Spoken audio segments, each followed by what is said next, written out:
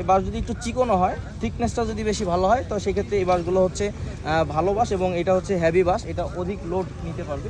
আবার একই অবস্থায় দেখেন আমি এর চেয়ে অনেক মোটা একটা বাঁশ আপনাদেরকে দেখাই।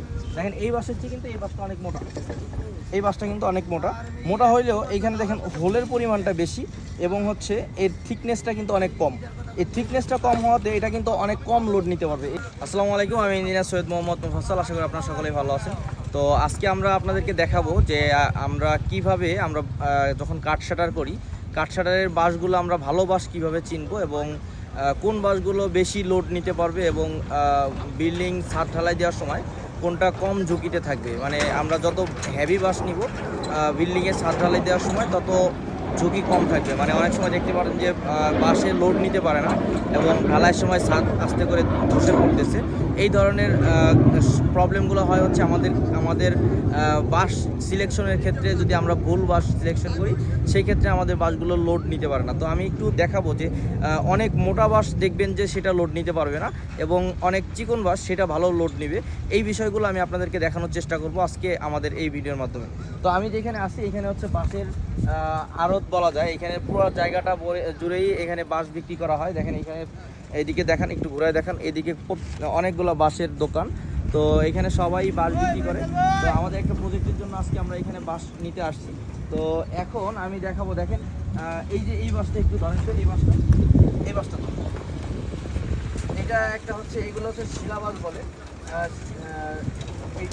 এটাও নিতে পারেন, এটাও ভালো বাঁশ। তো আমরা যখন বাঁশ সিলেক্ট করবো তখন হচ্ছে এই টাইপের বাঁশগুলো দেখেন, এই যে যেই বাঁশগুলো দেখতে পাচ্ছেন এগুলো ছোটো ছোটো গিট থাকবে এবং হচ্ছে এই বাঁশের উপরে এই ধরনের এটাকে বলে হচ্ছে কুড়া বলে। মানে এই ধরনের উপর দিয়ে একদম শেওলা পড়ে যায়। এটা হচ্ছে এই বাঁশগুলো কমপক্ষে 2 বছরের বেশি হয়েছে এই বাঁশের মেয়াদ, বাঁশের বয়স। আবার এই ধরনের বাঁশ যেগুলো হচ্ছে আপনি দেখতে একদম সবুজ দেখা যাচ্ছে, একটু এদিকে এনে দেখেন, যেগুলো হচ্ছে এই ধরনের সবুজ হয়ে আছে, এই বাঁশগুলো কিন্তু বেশি বতি হয় নাই, যেটাকে বলা হয় এটা বেশি শক্তিশালী হবে না। এই ধরনের বাঁশগুলো নিলে আপনারা বাঁশের লোডগুলো বেশি নিতে পারবে। আরেকটা বিষয় যদি আমি এইখান থেকে দেখাই, মানে বাঁশ সিলেকশনের সময় আপনি দেখলেই বুঝবেন কোন বাঁশটা বেশি পেকেছে এবং কোন বাঁশটা কম পেকেছে। এই বাঁশটা কিন্তু বেশি পেকেছে এবং এই বাঁশটা কম পেকেছে। এই যে এই বাঁশগুলো হচ্ছে 1 বছরের বাঁশ, এই বাঁশগুলো 1 বছরের বাঁশ, কিন্তু এই যে এইগুলো হচ্ছে 2 বছরের অধিক বাঁশ। যে এটা হলো পেকে একদম এটা শক্তিশালী হয়েছে। আরেকটা বিষয় হচ্ছে আপনাদেরকে এইখান থেকে দেখাই, দেখেন আমি যেই ভালো বাঁশ যেটা দেখালাম, দেখেন এই যে এই বাঁশটা, এই ধরনের বাঁশগুলো হচ্ছে আপনারা কিনবেন। এটা হচ্ছে আপনার পেকে একদম হয়ে গেছে, মানে শিলা হয়ে গেছে। তো এই বাঁশের একটা বিষয় দেখবেন যে এখানে থিকনেসটা দেখবেন, এখানে বাঁশ যদি একটু চিকনো হয়, থিকনেসটা যদি বেশি ভালো হয়, তো সেক্ষেত্রে এই বাঁশগুলো হচ্ছে ভালো বাঁশ এবং এটা হচ্ছে হেভি বাঁশ, এটা অধিক লোড নিতে পারবে। আবার একই অবস্থায় দেখেন আমি এর চেয়ে অনেক মোটা একটা বাঁশ আপনাদেরকে দেখাই। দেখেন এই বাঁশের চেয়ে কিন্তু এই বাঁশটা অনেক মোটা, এই বাঁশটা কিন্তু অনেক মোটা হইলেও এইখানে দেখেন হোলের পরিমাণটা বেশি এবং হচ্ছে এর থিকনেসটা কিন্তু অনেক কম। এই থিকনেসটা কম হওয়াতে এটা কিন্তু অনেক কম লোড নিতে পারবে। এই বাঁশটা অনেক হেভি হওয়াতেও, এটা হচ্ছে মানে অনেক মোটা হওয়াতেও এই বাঁশটা অনেক কম লোড নিবে। এবং এই ধরনের বাঁশের ক্ষেত্রে যে একটা কাজের সময় একটা ক্ষতিকর বিষয় হচ্ছে, এই ধরনের বাঁশগুলো আমাদের অধিক লেবার কস্ট বাড়ায় দেয়। কারণ হচ্ছে এই বাঁশটা যখন একটা লেবার উঁচা করবে, সে একা এটা উঁচা করতে পারবে না, এটা ক্যারি করতে অনেক সময় লাগবে এবং এটাকে 2 জনের সাপোর্ট নিতে হবে কমপক্ষে। তো সেই ক্ষেত্রে দেখবেন যে আমাদের কাজের ক্ষেত্রে টাইম ওয়েস্ট হবে এবং সিস্টেম লসে আমাদের এই ধরনের বাঁশগুলো যখন আমরা ব্যবহার করব তখন আমাদের সিস্টেম লসে আমাদের ক্ষতি হয়ে যাবে।